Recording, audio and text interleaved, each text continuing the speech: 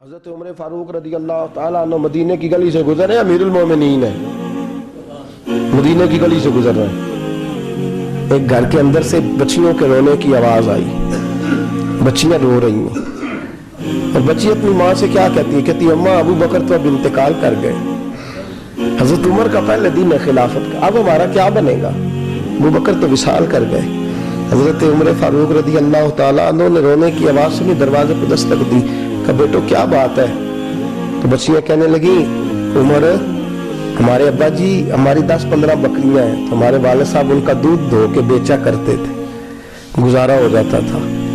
جس دن ابا جی فوت ہوئے تو اس دن سے لے کر ابو بکر صدیق روز عصر کے بعد آیا کرتے تھے، ہماری بکریوں کا دودھ دھو کے دیتے تھے، کچھ ہم پیتی تھی، کچھ بیچ لیتی تھی، گزارا چلتا تھا۔ جس دن ابو بکر صدیق خلیفہ بنے تو ہم نے جا کے کہا ابو بکر اب کون دودھ دھوئے گا؟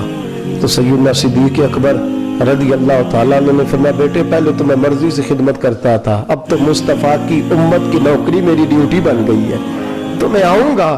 بچیاں رو رہی ہیں، حضرت عمر کو بتاتی ہے، کہتی ہیں اب ابو بکر چلے گئے ہیں تو ہم پریشان ہیں، یتیم ہیں، لاوارث ہیں، بھائی کوئی نہیں، کون آئے گا، کون دیکھ بھال کرے گا؟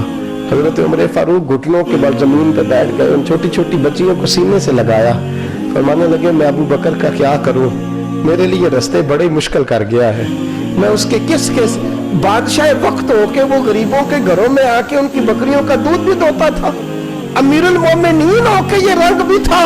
فرمایا بیٹیوں فکر نہ کرنا، جب تک عمر زندہ رہے گا، عمر آتا رہے گا، یہ نوکری کرتا رہے گا۔